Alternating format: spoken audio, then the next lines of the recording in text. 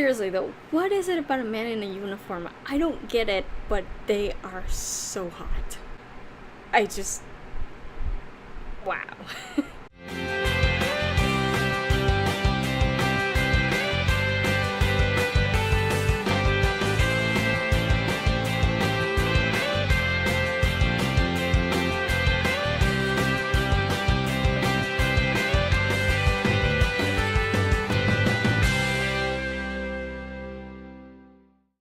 Howdy folks, Carla here, and this week I'm here with a review of the Star Wars extended canon movie Lost Stars by Claudia Gray. So I finished reading this book a couple of days ago, and I have to say I really loved it. So I decided I'm gonna do a short review here, and I know every time I say my video is going to be short, I end up speaking for like 15 minutes, but this time I'm really going to try to keep it short, mainly because I'm going to try to keep it spoiler free. I won't go into details, I will just give you my general impression of the book because honestly, I really loved it. So that's what I'm gonna do today. So here's the thing, I've never really been into the whole extended canon thing, even back before the new movies were coming out, before Lucasfilm got bought by Disney. I never really read like any of the books or any of the comics or any of the supplementary material that the extended canon provided. Everything that is now Legends, I guess. I never really read any of it. I heard stuff. Like, everybody knows Chewbacca got killed by a moon. I hear stuff like that, but I don't actually know. I know about Jason and Jaina and stuff like that, but I never read it myself. It's just stuff I picked up from the fandom through the years. I've always sort of been more into just watching the movies. That's my canon. I mean, everything else that's canon I will hear about, but I'm really only interested in watching the Star Wars movies.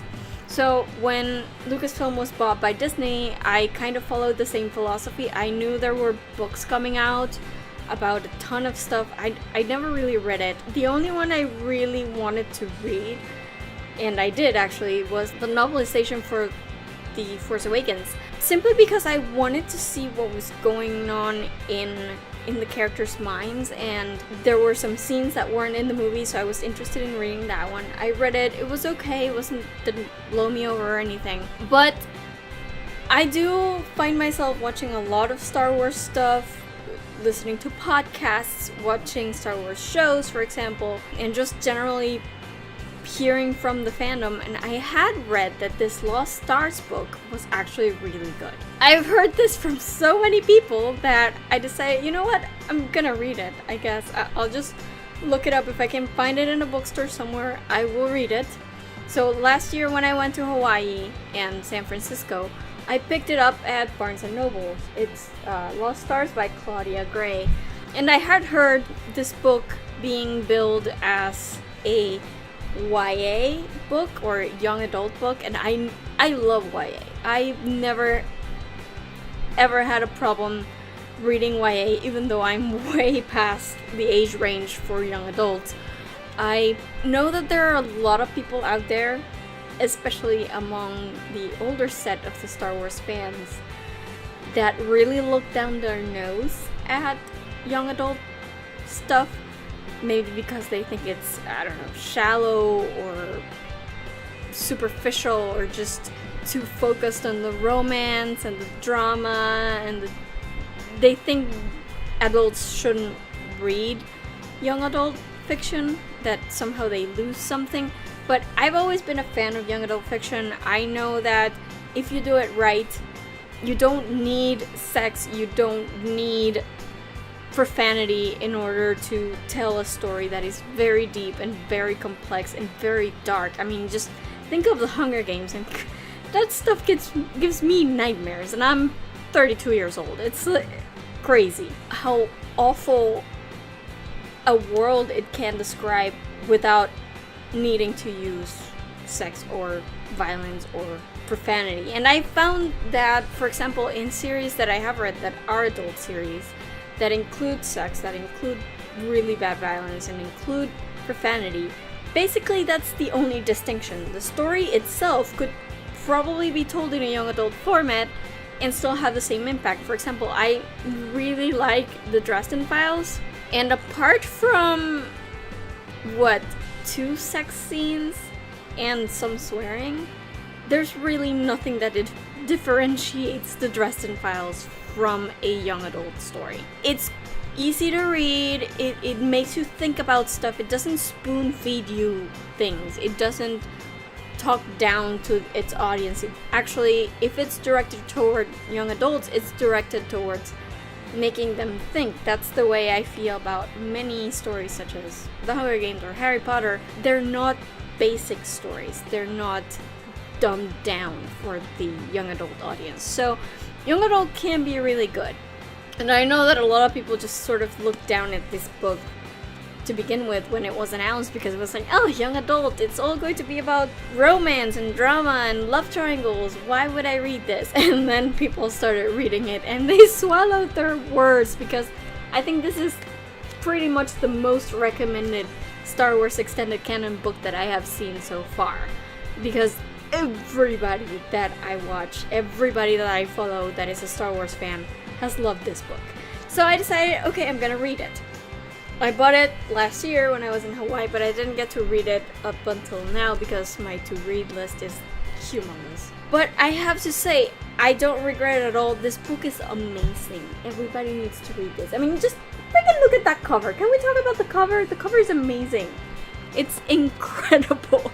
It's so epic looking, I can't handle it. But on top of that, it's just a great story. So what this book does is basically it tells the story of Sienna and Thane, who are childhood friends from the planet Jalukan. And they both love to fly. They go into the Imperial Academy because obviously the Imperial Academy is the one that has all the cool planes, right? So, and all the cool ships.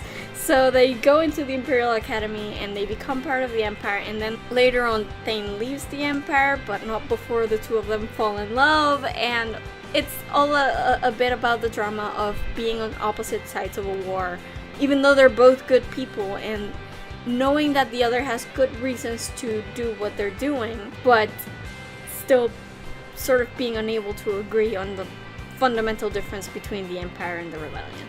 So that's the central point of it. And I have to say, I was surprised, because one of the cool things about having a property like Star Wars is the world building, right? So you watch the movies and it's incredible to see all these planets, all these different cultures that interact with each other. That's kind of part of the appeal of the movies. The cool thing about having an extended canon is that you get to see more of that, because there are many planets in this galaxy far, far away that we never hear about, right?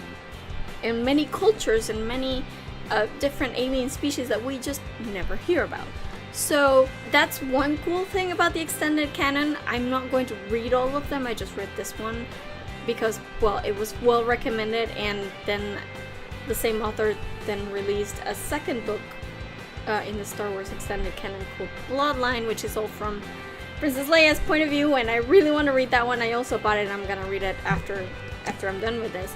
But I'm not gonna read all of them, but it's cool to read some of them and see that there are places still to world build inside this gigantic universe of Star Wars, right? It's cool. Let's not keep things to the same characters in the same places. For example, when the first trailer for The Force Awakens came out and everybody saw a planet made out of sand, everybody was like, oh, that's Tatooine!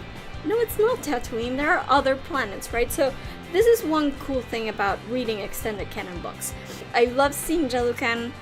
It was very interesting in the way that the two cultures came to be in that planet. I mean, they're both human, of course, but the first waivers and the second waivers have fundamental differences between them, and it's very resonant with the way that our society is structured right now, with people who think they have somehow more of a stake in the place that they're living than other people, for example. It's very, very interesting, and I especially like that there are many concepts within the two cultures that we see through Sienna and Thane's eyes. For example, the first waivers are all about honor, and upholding the honor and being there for the community. And those are very Eastern sort of concepts that I find it very interesting, because you usually don't associate them with Star Wars, not really. And then the second wavers, who have all the money and who are rich,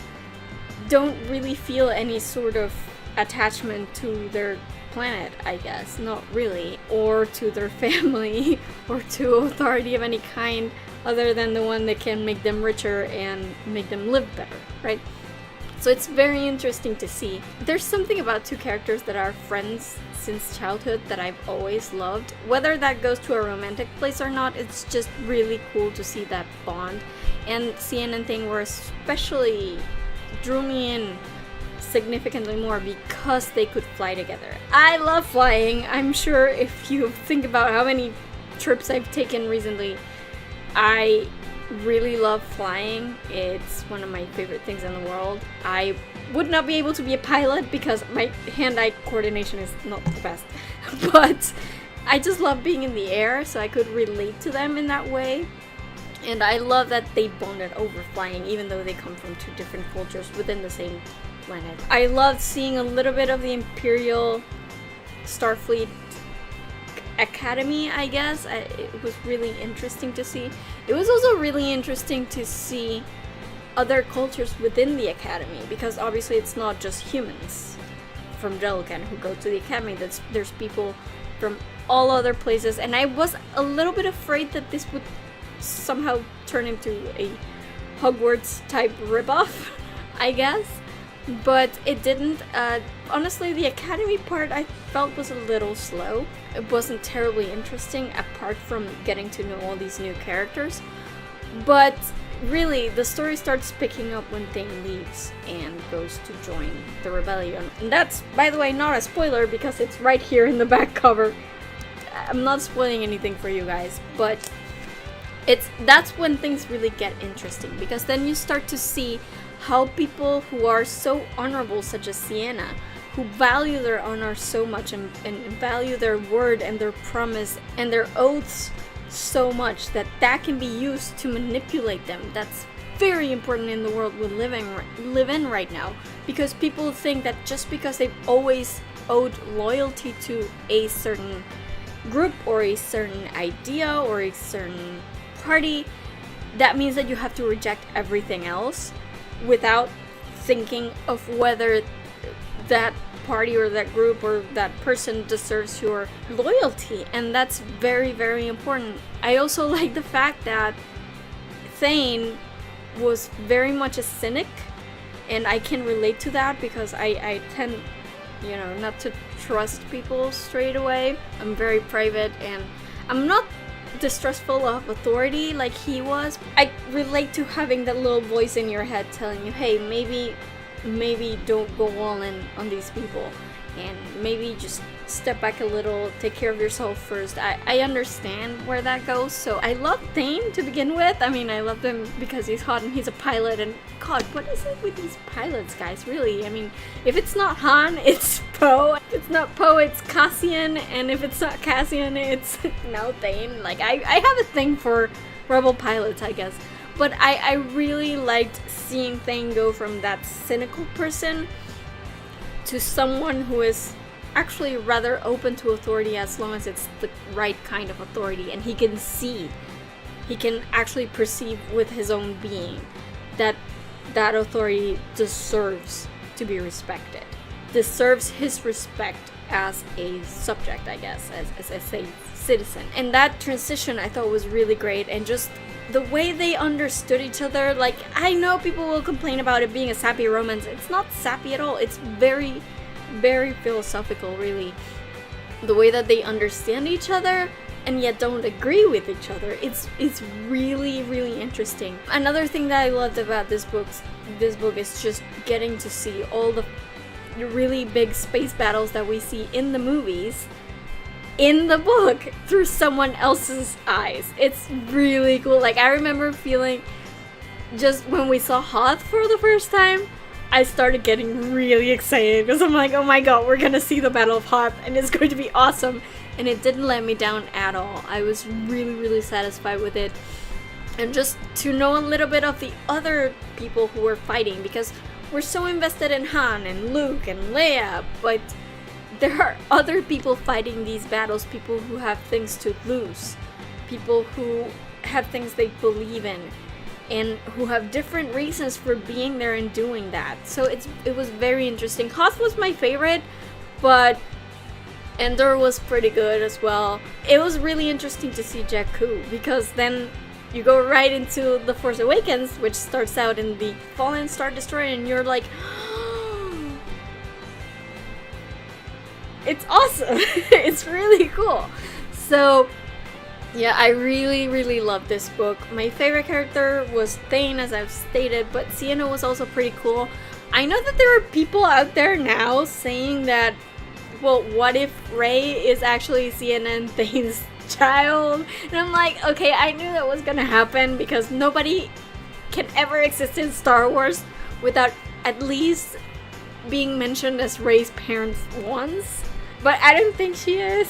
Mainly because Sienna is obviously a person of color, dark skin, dark hair. I mean, it could still be possible, I guess, and I thought a few ways where it could be, but if it is, I don't think we're ever gonna find out. The most we're gonna hear is, oh, Rey is someone's kid, like somebody that we don't know and that doesn't appear in the movies. We might know that, but I don't think they will ever say, like, Rey's mother was Sienna Rey, and her father was Thane Kyrell. I don't think we're ever gonna hear that, so I'm not getting my hopes up, but it would be cool. I would like to see, however, what happens to Sienna and Thane after this. I was hoping that this would be the first book in a series, but I don't think Claudia Gray has come to any sort of agreement with Lucasfilm to actually continue this in a series. She wrote a second book, again, which I mentioned is called Bloodline, but it's not directly a sequel to this. I would like to see a sequel, and there are rumors out there, because Star Wars Celebration will take place next week, and there are rumors floating that they might announce a few of the new movies that they're planning on filming after Star Wars Episode 9. And there's a rumor flying that they might do like a young adult type romance story, which sounds a lot like they want to adapt Lost Stars. I'm keeping my fingers crossed, because that would be awesome. I think it's just a rumor. I don't think it's going to be, there's going to be any truth to it, but if it happens, I will be over the moon. Like, I love this book so much, and like I said, I don't really have many complaints about it, other than it was a little slow at the beginning, I guess, but I loved everything we got. I loved Thane, I love Sienna, I love the world building, I love that we got to see all these battles from a different perspective. It was awesome. I love that we got to see a lot of different people from a different perspective. We got to see more of Vader, we got to see more of Tarkin, just seeing them in a completely different light, and we got to see more of how the Empire works on the inside, and I think it's a really, really great book. I love also just the way that Claudia Gray writes. That's the main reason why I'm really glad that I got Bloodlines when I bought both of them at the same time, because I find myself wanting to read more from Claudia Gray. I've also kind of researched a little into her young adult series, apart from Star Wars, that she has, and some of them sound really freaking awesome. So I think I'm gonna look into that, so maybe I can add them to my to-read list, but it's just a fantastic read, really. I can't even compare it to the novelization of The Force Awakens, because that one was a bit harder to get through just because the prose itself was weird to me. But this one, I would read like 3 chapters per day if I didn't pace myself. I had to actually keep myself from reading too fast. And it's because it was very easy to read, but at the same time very, very gripping. It, like I said, the moment that Thane deserted his post in the Empire, I was hooked. I was like, oh my god, I can't stop reading. So definitely, if you get the chance to read Lost Stars, please do. It's an amazing book, so well written, so interesting, and I can't wait to read Bloodlines, because Claudia Gray, man, you've got a fan in me for life, for sure. This is amazing. Yeah, that's pretty much everything I wanted to say about Lost Stars. Like I said before, next week is Star Wars Celebration, so if we get a trailer for Episode 8, that probably means that I will talk about it in my next video next week. If we get anything like a trailer or something major. If not, then I'll think of something else to talk about. I'm actually doing a marathon of Johnny Quest The Real Adventures just because I got my DVDs. I'm really excited that I finally have the whole series on DVD. But after I'm done with that, which I think I have like half of season 2 to go through, so maybe 13 episodes or so, it shouldn't take that long. But after I'm done with it, I'm going to watch Legion. I don't think I'll be ready to go with a Legion review next week, but eventually I will do a Legion review because I've been really looking forward to this series, so stay tuned for that. And again, if you'd like to suggest to me any sort of topic to talk about, it can be Star Wars or it can be any other thing, geeky thing from books, movies, TV, any sort of stuff like that, feel free to drop it in a comment, and if it's anything that I have any knowledge about, I will add it to my list of videos to make in the future.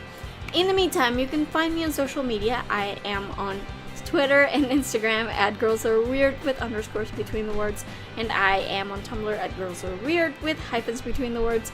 You can find a Facebook page for this vlog at facebook.com/FreakingNarnia. And as always, don't forget to visit my main website at FreakingNarnia.com. All my videos are there in case you want to catch up. While you're on the internet, please make sure to visit my Redbubble store where I post art based on my favorite quotes from my favorite books, movies, TV, all that sort of stuff. And then you can use that art to print out merchandise such as t-shirts, computer bags, mugs, all sorts of stuff like that. So be sure to visit and maybe purchase something while you're at it. It really does help me a lot. And that's about it for me today. I will see you guys next week with another video from all the way in freaking Narnia, which thankfully is a little closer than a galaxy far, far away. Bye! Seriously though, what is it about a man in a uniform, guys? It's of the novelization for the stars. They go into the, and if it's not Poe, it's Fallen Star Destroyer, and I don't